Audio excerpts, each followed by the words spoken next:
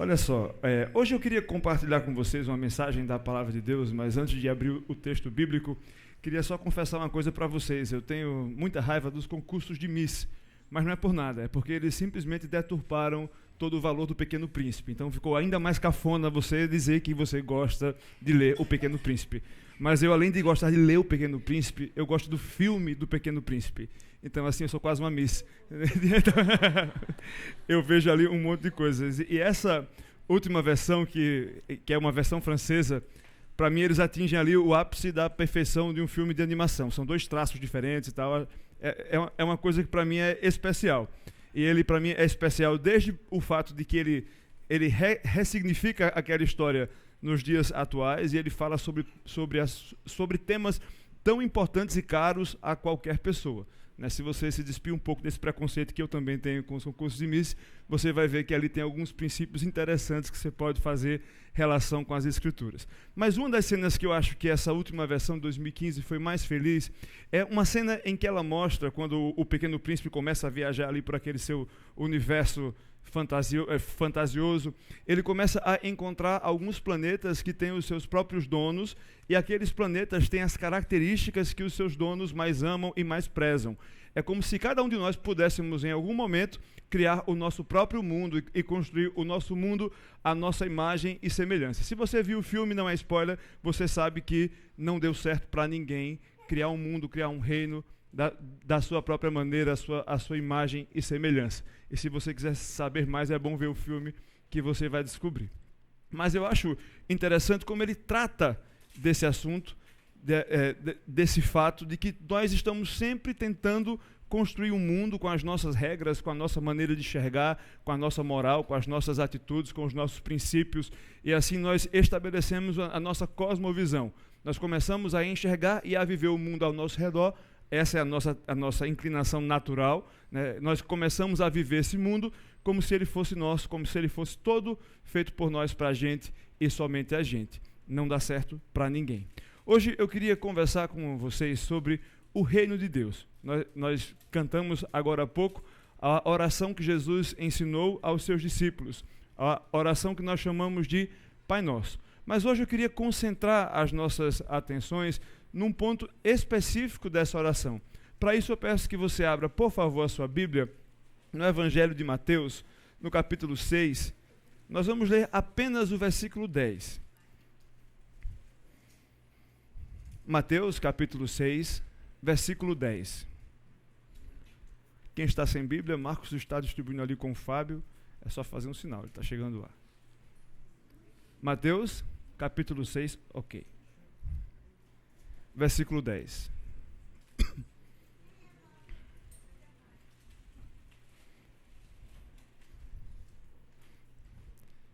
Diz assim a palavra de Deus: Venha o teu reino, seja feita a tua vontade, assim na terra como no céu. Dava para só ter recitado, que todo mundo conhece a expressão.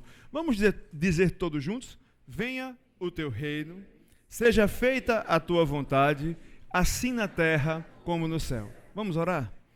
Pai, nós te agradecemos pelo privilégio que temos de estar reunidos aqui hoje nesse local de culto. Nós queremos render graças ao teu nome, queremos ouvir a tua voz.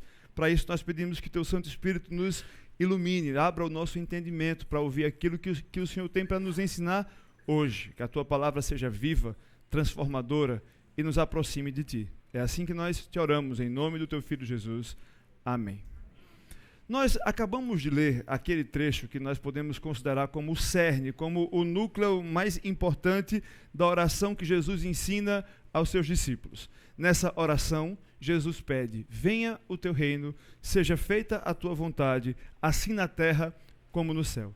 Se você parar para fazer um estudo ali do texto original, você vai ver que toda essa oração em forma de poesia, ela está construída em torno dessa expressão quando Jesus olha para o céu e clama a Deus que Deus estabeleça o seu reino na terra. É mais interessante ainda você ver essa oração quando você entende como foi escrito o Evangelho de Mateus. Você sabe que são 4 evangelhos que nós temos na Bíblia. Cada um deles dá uma ênfase diferente à vida e ao ministério de Jesus. A ênfase do ministério de Jesus em Mateus é justamente tratar e apresentar Jesus como um rei. É como se alguém estivesse escrevendo para o povo de Israel sobre quem era Jesus. Então você vai ver toda uma narrativa construída em cima do objetivo de apresentar que Jesus é aquele rei que Israel esperava desde o Antigo Testamento. Então você vai ver uma genealogia ali em Mateus capítulo 1, toda construída com esse propósito, que remonta até o rei Davi, que demonstra assim a linhagem real de Jesus. Você vai ver os discursos de Jesus, todos apresentados com esse objetivo. Sempre Jesus se apresentando como o rei dos reis, o rei dos judeus, aquele que veio estabelecer o reino dos céus, o reino de Deus. Você vai ver João Batista dizendo que arrependei-vos, porque está próximo a vinda do Filho de Deus, anunciando a vinda do reino, o estabelecimento do reino.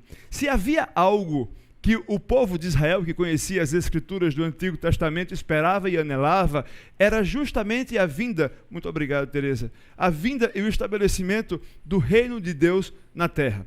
Isso é uma promessa do Antigo Testamento, isso é um anelo do Novo Testamento. Aquelas pessoas esperavam que esse dia chegasse.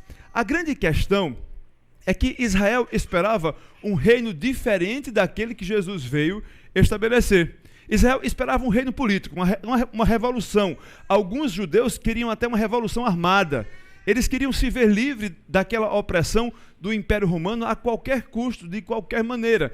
Então, quando se falava de Messias, do Cristo que eles tanto esperavam, eles anelavam e esperavam esse homem que viria estabelecer um reino por meio da espada, onde traria ali a libertação do domínio romano.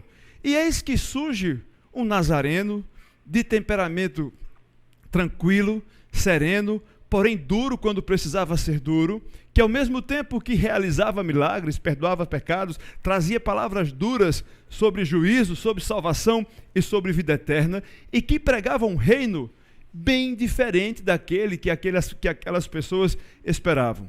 Um reino que era imposto pelo fio da espada, dessa vez estava sendo anunciado que havia começado, mas de uma maneira como aqueles homens e mulheres que seguiam Jesus nunca puderam imaginar.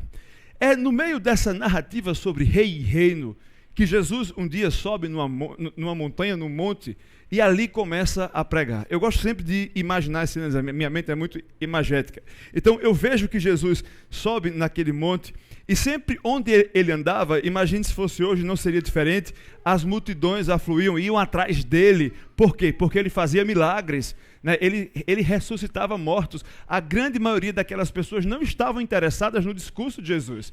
Tá? Então não pensemos que aquela multidão queria ouvir apenas palavras de vida eterna, que estavam interessados na transcendência desse reino. Não, o que eles queriam, e em determinado momento o próprio Jesus diz, eles queriam o pão que Jesus multiplicava, eles queriam a ressurreição, eles queriam a cura das doenças, eles queriam aqueles benefícios práticos e imediatos que tantas vezes nos levam também à procura de Deus. Então aquela multidão se reuniu ali ao redor de Jesus, mas no meio daquela multidão existia um grupo mais comprometido.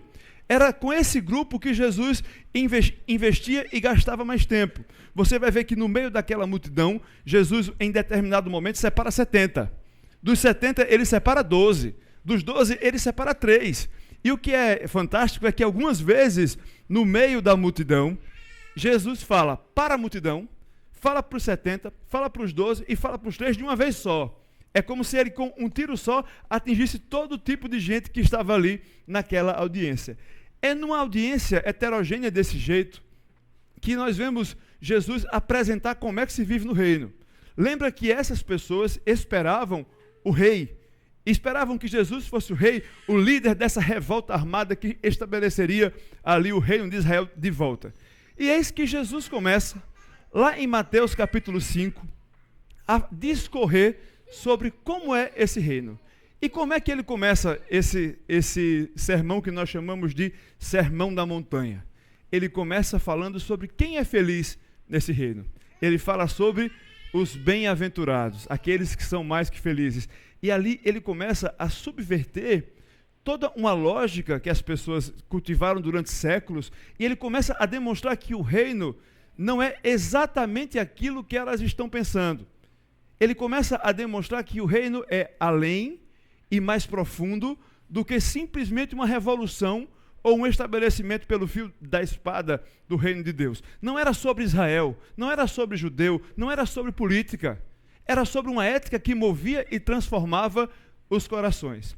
É por isso que Jesus, no meio desse sermão do monte, quando ele ensina a ética desse reino de Deus, nos ensina a orar pedindo, clamando, que Deus estabeleça o seu reino na terra. E ele diz, venha o teu reino, seja feita a tua vontade, assim na terra como no céu. Eu queria investigar um pouco mais sobre o que é que Jesus fala sobre esse reino, quando ele fala nesse sermão da montanha. Você vai ver que vai compondo na nossa cabeça uma ideia mais completa sobre o que Jesus falava quando apresentava o reino, quando ensinava a orar pedindo o estabelecimento desse reino. Primeiro, eu queria que nós abríssemos a nossa Bíblia mais uma vez, lá em Mateus, no capítulo 13, nos versos 31 a 33.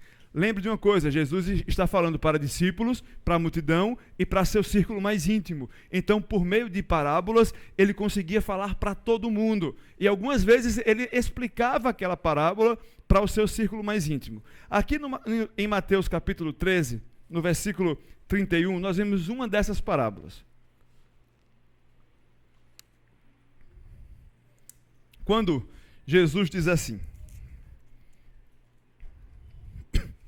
e contou-lhes outra parábola. O reino dos céus é como um grão de mostarda, que um homem plantou em seu campo. Embora seja a menor dentre todas as sementes, quando cresce, se torna uma das maiores plantas, e atinge a altura de uma árvore, de modo que as aves do céu vêm fazer os seus ninhos em seus ramos. E contou-lhes ainda outra parábola. O reino dos céus é como o fermento que uma mulher tomou e misturou com uma grande quantidade de farinha, e toda a massa ficou fermentada. Veja que no mesmo sermão, na mesma mensagem, no mesmo ensinamento, Jesus ensina aquela multidão, aqueles discípulos, aquele seu círculo íntimo, a orar pedindo que o reino seja estabelecido, e ele ensina como esse reino é implantado. Então era como se fosse um banho de água fria naquele grupo que queria uma revolta armada. Era como se fosse um banho de água fria naqueles que queriam impor na marra, à força, aquilo que era o reino de Deus. Jesus diz, olha, calma, é tranquilo. Lembra de Elias, quando Deus falou com ele na caverna, que não foi no meio do temporal, não foi no terremoto, e foi por meio de uma brisa? Então, eu sou o Cristo, que é o Filho desse Deus, que fala também na brisa, que faz as coisas de maneira, às vezes, imperceptível, mas que estão acontecendo. Vocês conhecem o grão de mostarda? E isso, se você fosse israelita dos dias de Jesus, você com certeza conheceria o grão de mostarda, não pelo sanduíche do McDonald's que você coloca ali em cima, mas pelo uso comum que se tinha na culinária mesmo, ali da região da Palestina, era um dos temperos mais utilizados. Você saberia que ele é isso, todo mundo fala, todo pregador usa essa ilustração, que é aquela sementinha mínima, que se você planta, vira uma árvore frondosa. E ali realmente você encontra inúmeros ninhos de passarinho, e para ali os animais vão se esconder do sol, se abrigar, mas que começa pequenininho, que se você fosse escolher numa feira pelo tamanho e pela aparência, você não daria nada por ela. Aquilo seria refúgio de qualquer feirante. Da mesma forma, é como o fermento, que você coloca ali um pouquinho, de repente aquela massa cresceu, e por muito tempo ninguém sabia explicar como e nem porquê. Jesus diz que o reino de Deus é assim. Ele começa pequeno. Ele começa a crescer no coração dos cidadãos desse reino. Ele não começa com uma grande revolução, mas ele começa de dentro para fora, como um fermento que leveda a massa. É algo que vai enchendo o coração dos cidadãos desse reino, de maneira que não lhes é imposta, mas que ele vai conhecendo, vai vivenciando, isso vai reverberando. de forma que tanto a sua vida frutifica, de maneira que ele se torna essa árvore frondosa que acolhe as pessoas que estão cansadas do sol, fadigadas do calor, que querem ali construir um lugar seguro para habitar, ao mesmo tempo que ele não para de crescer, mas não é barulhento, não é como vocês esperam, cara multidão, é algo que vai começar dentro de vocês. Veja que Jesus faz aqui um chamado para a transcendência. Nós somos um povo, nós somos pessoas, e sempre foi assim, não é desde a invenção do cinema ou das artes visuais que isso foi inventado, mas nós, como seres humanos, gostamos de ver, tocar, vivenciar e experimentar as coisas. Nós vivemos naquilo que é imanente, certo? Uma pessoa comum vive para tocar e experimentar aquilo que ela enxerga, aquilo que ela sabe que existe. Jesus aqui faz um chamado à transcendência. Ele diz, olha, o reino não é somente material, mas ele começa de uma forma invisível. Lembra que o Pequeno Príncipe, mais uma vez, dizia que o essencial é invisível aos olhos. Falou a Miss. Tá? Mas Jesus diz, então, que o reino é transcendente. Então não espere que tudo aquilo do reino vai se implementar diante dos seus olhos agora e imediatamente, mas que vocês entendam que é no coração de vocês, isso eu falo como se fosse parafraseando a mensagem de Jesus, é no coração de vocês que o reino começa a ser implementado. Não exijam que a sociedade imponha uma coisa que deveria começar de você. Igreja, não ache que a sociedade tem que receber as suas regras se você mesmo ainda não deixou essa semente de mostarda nascer, florescer, crescer e que você mesmo não é sombra. Se esse fermento não começou a crescer, se isso não ferve dentro do seu coração, se o reino não é verdade na transcendência da sua existência, como você quer ver esse reino estabelecido no mundo lá fora? É sobre esse reino que Jesus nos ensina a orar quando diz, venha o teu reino, seja feita a tua vontade, assim na terra como no céu. Esse reino também é um reino que não fica somente no campo da transcendência. Tá? Seria muito confortável assim. Ah, que bom, então eu vou para casa agora orar para que Jesus estabeleça o seu reino no meu coração e nada vai mudar. Não, o próprio Jesus nos ensina no mesmo Sermão da Montanha como esse reino reverbera de forma prática. Vamos andar mais um pouquinho nas nossas Bíblias, lá em Mateus, no capítulo 5, nos versículos 13 a 16. Uma outra parábola muito conhecida.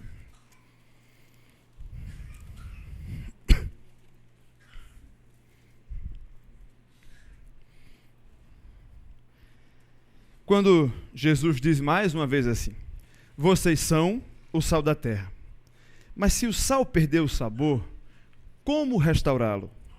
Não servirá para nada, exceto para ser jogado fora e pisado pelos homens. Vocês são a luz do mundo. Não se pode esconder uma cidade construída sobre o monte, e também ninguém acende uma candeia e a coloca debaixo de uma vasilha. Ao contrário, coloca no lugar apropriado, e assim ilumina a todos os que estão na casa. Assim brilhe a luz de vocês diante dos homens, para que vejam as suas boas obras e glorifiquem ao Pai de vocês que está nos céus. Vocês experimentam um reino que é transcendente, começa de maneira sobrenatural nos seus corações, mas não pensem que acaba aí. Vocês são o sal e a luz do mundo. Mais uma daquelas explicações clássicas. O sal, nos dias de Jesus, não tinha apenas a função de temperar o alimento, de dar sabor e fazer pessoas hipertensas. Não. O sal tinha também a função de preservar. Ao mesmo tempo que ele trazia sabor, que ele trazia graça ao alimento, ele também ajudava a preservar o alimento em dias que não havia geladeira. De onde é que você acha que veio a carne de sol? Lá da minha terra. Era quando não tinha geladeira e tinha que salgar a carne para a carne não apodrecer e assim durar mais tempo. É exatamente esse o conceito que Jesus tem em mente quando lembra a sua audiência que vocês são o sal da terra. Vocês existem para fazer diferença, para dar graça a esse mundo, ao mesmo tempo que vocês são o motivo pelo qual esse mundo ainda é preservado. O que Jesus fala aqui é algo que ele apresenta lá a Adão, ainda no Gênesis, no jardim, quando ele fala crescei e multiplicai. A gente chama isso na teologia de mandato cultural.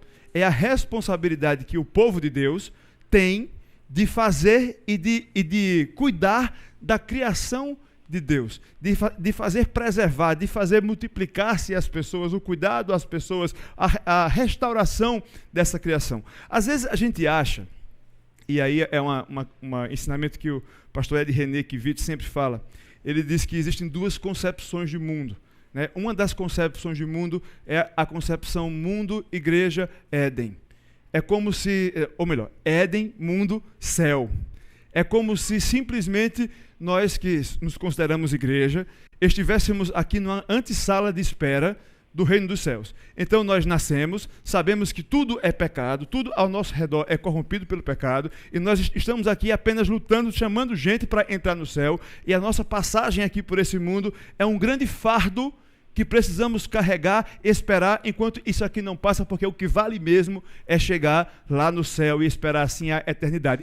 E tem mais, nos ensinam que essa eternidade é um lugar extremamente sem graça. Né? Eu lembro que a minha mãe me dizia quando eu era criança que ela não queria ir para o céu, tinha medo de ir para o céu, porque na cabeça dela ir para o céu era passar a eternidade vestindo branco, ela gosta de cor, vestindo branco, sem passar batom e só comendo uva. Ela disse, não, me ensinaram assim, eu não quero. Tanto que eu cresci dizendo que ia pedir a Deus uma casa no meio de uma ilha, no mar de cristal, longe do centro, porque lá no centro ia ser só santo, glória, glória, glória, glória, isso tudo pela eternidade toda eu não queria. Então a gente faz, às vezes a gente cria na nossa mente, por causa dessa nossa educação mesmo de igreja, essa sensação de que o céu é um lugar etéreo, distante, né? e é tão longe e diferente disso aqui, que isso aqui é apenas uma espécie de purgação para que a gente aguente firme para chegar no céu. Quando, na verdade, o que Jesus nos apresenta, principalmente no Sermão do Monte, é um paradigma que envolve Éden, mundo e reino de Deus, que é bem diferente da ideia que a gente tem de céu, como a minha mãe tinha. O conceito que Jesus traz aqui é de uma criação que se perdeu, uma criação que perdeu a sua relação com Deus, o seu direito à presença da glória de Deus, e que agora vive e desfruta da promessa, da aliança que Deus fez, de restaurar a sua criação. Isso envolve tudo. Isso não envolve apenas as nossas almas invisíveis que vão subir no arrebatamento da Record, não. Isso envolve toda a sua criação. E nós somos os agentes dessa restauração. Então, por mais que a gente saiba que isso tudo aqui não vai se resolver até a volta de Cristo, a nossa responsabilidade é cuidar e restaurar a criação. É como se nos coubesse a tarefa de implementar o máximo possível do reino de Deus neste mundo, enquanto ele não chega no além disso aqui. Quem tem uma visão muito boa disso, que, na minha opinião, logicamente, é C.S. Lewis. C.S. Lewis, acho que todo mundo aqui deve conhecer pelo menos as Crônicas de Nárnia, já deve ter visto alguma vez isso aí. Né? A Disney fez aqueles filmes que floparam, que não deram certo, mas que despertou aí o interesse em olhar aquelas Crônicas de Nárnia. E C.S. Lewis era um cara que conhecia muito de Bíblia e de teologia, e ele escreve aquela história infantil com o objetivo de falar sobre salvação, céu, eternidade de Cristo para crianças. E ele faz isso, ele conta num outro livro dele, ele faz uma analogia sobre esse reino do céu com a figura que ele estabelece no livro O Leão, a Feiticeira e o Guarda-Roupa. Quem lembra desse livro? Né? Tem um filme. E aí ele diz o seguinte, que o máximo que ele chegou dessa compreensão do reino dos céus é aquele guarda-roupa. Ele disse que quando aquelas crianças estão dentro do guarda-roupa, eles não estão mais nesse mundo, mas eles também ainda não estão em Nárnia. Eles estão no meio do caminho. É aquilo que os teólogos chamam de já e ainda não. Nós já vivemos o reino, mas ainda não estamos na plenitude do reino. Estamos no guarda-roupa que nos leva a Nárnia. Cabe a nós estabelecer o máximo de reino que nos cabe.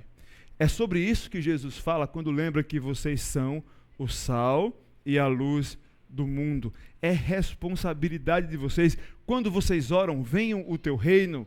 Vocês estão pedindo que um reino surja no coração de vocês com desejo verdadeiro e ardente e amor por esse reino, mas você participa da implementação desse reino porque você é sal e você é luz. A luz traz a verdade à tona, a luz ilumina o caminho, a luz não se esconde, a luz não se acovarda. É inerente à natureza de iluminar, trazer à tona aquilo que está oculto. É esse o papel do cidadão do reino: preservar, cuidar, iluminar a criação e o estabelecimento desse reino. É sobre isso que Jesus fala quando nos ensina a orar pedindo o estabelecimento desse reino de Deus.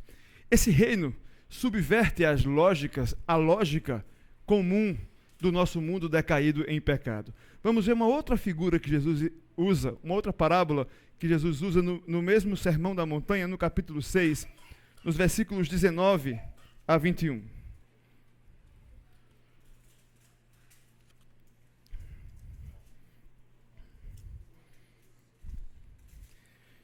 Jesus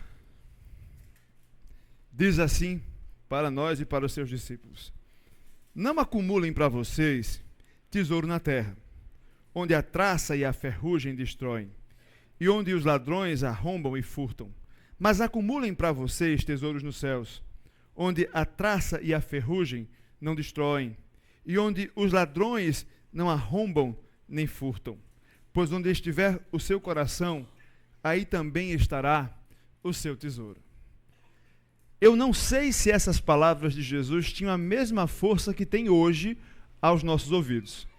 Nós vivemos num mundo em que nós somos impelidos, encorajados e ensinados a entesourar bens materiais para a vida aqui e agora. Nós somos ensinados a poupar, a administrar, investir tempo nas nossas carreiras, na nossa educação dos nossos filhos, para que nós possamos ter uma vida boa, agradável, confortável nesse mundo aqui e agora.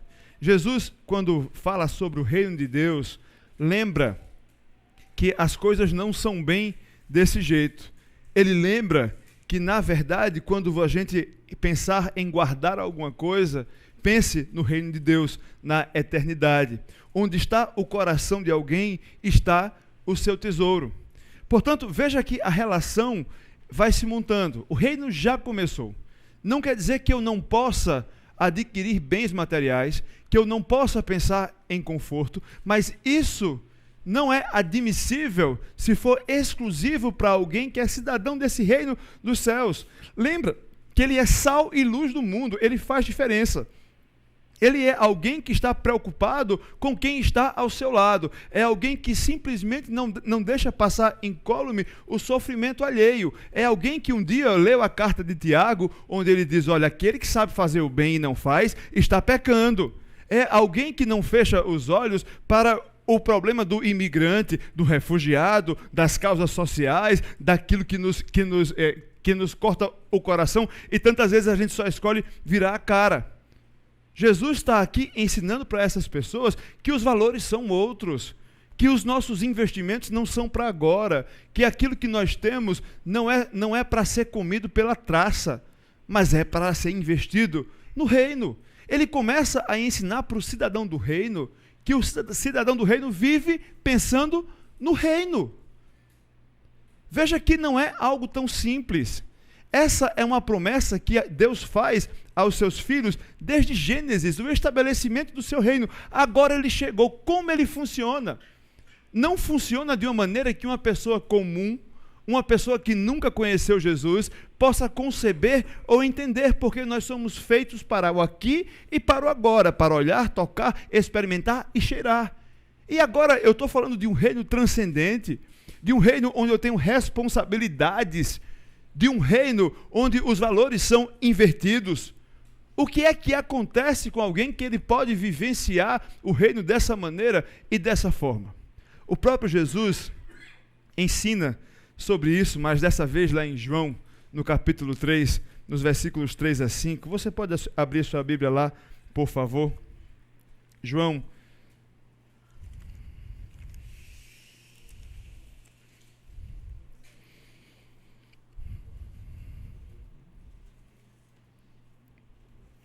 Veja uma conversa que Jesus teve com um homem chamado Nicodemos.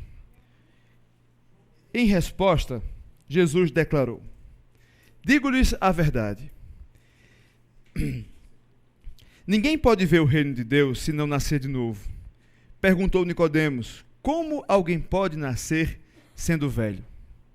É claro que não pode entrar pela segunda vez no ventre da sua mãe e renascer. Respondeu-lhe Jesus: digo-lhe a verdade.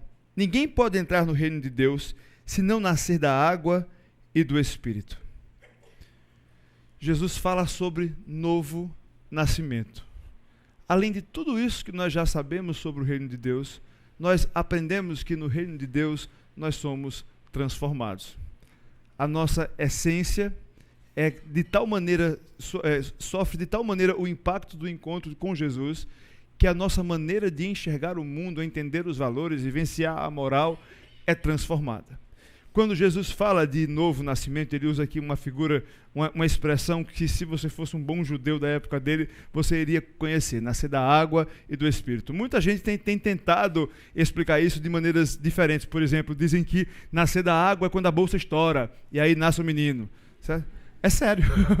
Algumas pessoas dizem isso. Mas a melhor compreensão que a gente pode ter disso, lembra que Jesus fala: em verdade vos digo, 2 vezes, são versos paralelos, o 3 e o 5, então o 4 é ali a chave da compreensão disso. Jesus está usando uma expressão que Ezequiel usa no capítulo 36, 6 séculos antes dele ter surgido aqui. E lá Ezequiel fala que Deus vai purificar o seu povo com a água e vai vivificar com o Espírito. Então um bom judeu ouvindo aquilo, com certeza faria a relação, o link ali com Ezequiel. Então Jesus diz: olha, quem não for purificado pela água, nem vivificado pelo Espírito, não pode entrar no reino de Deus. O contexto de Ezequiel era um povo completamente distante de Deus, com a moral destruída, que não entendia mais o que era a vontade de Deus, a lei de Deus, que não entendia mais o seu papel na aliança. E agora Jesus diz: olha, quem não nascer daquele jeito que Ezequiel falou, não pode entrar no reino de Deus. Por isso, Nicodemos, venha nascer de novo. Nós só podemos compreender e vivenciar esse reino se nós tivermos essa experiência de novo nascimento.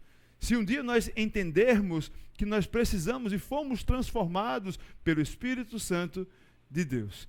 Então veja que o reino de Deus é algo bem mais profundo do que o estabelecimento de regras e de leis práticas. Não é tão fácil simplesmente você eleger uma bancada evangélica e achar que o Brasil vai se tornar uma república teocrática em um mês. Não é sobre isso que se trata o reino de Deus. Se trata sobre algo que começa nos nossos corações, que passa pelo nosso senso de responsabilidade e nos desafia a transformar os nossos valores. Tudo isso está presente na própria oração do Pai Nosso. Pai nosso que estás no céu, santificado seja o teu nome, venha a nós o teu reino, seja feita a tua vontade, aqui na terra como no céu. O pão nosso de cada dia nos dai hoje. Não é por nossa força, não é por nosso mérito, é pela providência de Deus. Perdoai as nossas dívidas, como temos perdoado aqueles que nos têm ofendido. A importância da fraternidade, da comunhão, do abrir mão da razão, a subversão da verdade que nós cultivamos, de que não volto para casa apanhado. Não sei se alguém já ouviu isso aqui, mas lá no Nordeste a gente usa muito essa expressão: olha, meu filho, não volto para casa apanhado não. Se bater em você, dê de volta. Se chegar apanhado, leva outra surra em casa. Jesus ensina que não é assim. Lutem pela fraternidade, lutem pela comunhão, abram mão dos seus direitos. É assim que é o reino de Deus. Veja que Jesus nos ensinou o caminho. A gente tantas vezes não quer aprender. Jesus fala uma coisa importante a mais sobre o reino de Deus. Ele nos lembra que nesse reino, todos têm que entrar com o coração de criança. E ele diz isso lá em Mateus de novo. Vamos ler também lá em Mateus, que quem quiser grifar, já grifa. Lá em Mateus capítulo 18, versículos 3 e 4.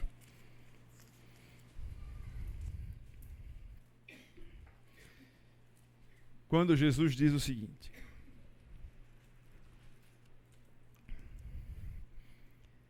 eu lhes asseguro que, a não ser que vocês se convertam e se tornem como crianças, jamais entrarão no reino dos céus. Porquanto quem se faz humilde como esta criança, este é o maior do reino dos céus. Quer fazer parte desse reino? Tenha a humildade de uma criança. Procure ter a sinceridade de uma criança. Se dispa de toda a malícia que você acumulou no seu crescimento, no seu amadurecimento. Se livre de todo o rancor que você desenvolveu no seu crescimento. Se livre de tudo aquilo que você sabe que fizeram de você um adulto. Lembra de uma letra de Oswaldo Montenegro, quando ele fala onde você, a lista, a música, onde você se reconhece, na foto passada ou no espelho de agora. Olhe para a foto passada e lembre do coração daquela criança que ali um dia era o mais próximo que alguém pode ser de ingênuo.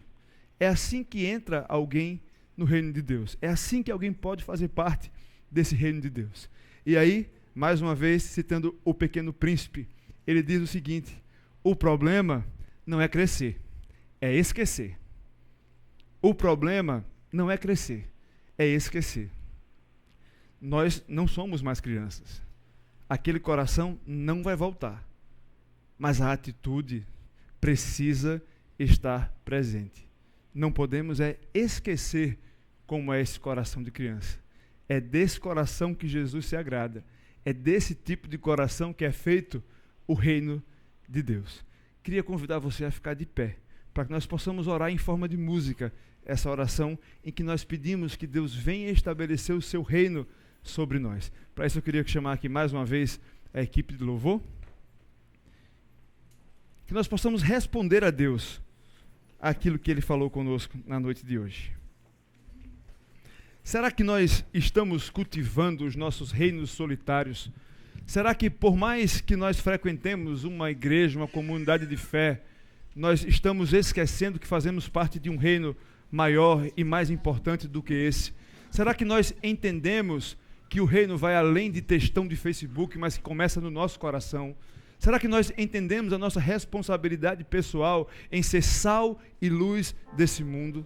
Será que nós compreendemos que para o estabelecimento do reino acontecer, precisamos rever os nossos valores? Procuramos vivenciar o que é nascer de novo? Precisamos ter um coração de criança? Isso é viver o reino de Deus. Que possamos ter tudo isso em mente quando nós orarmos agora em forma de louvor essa canção.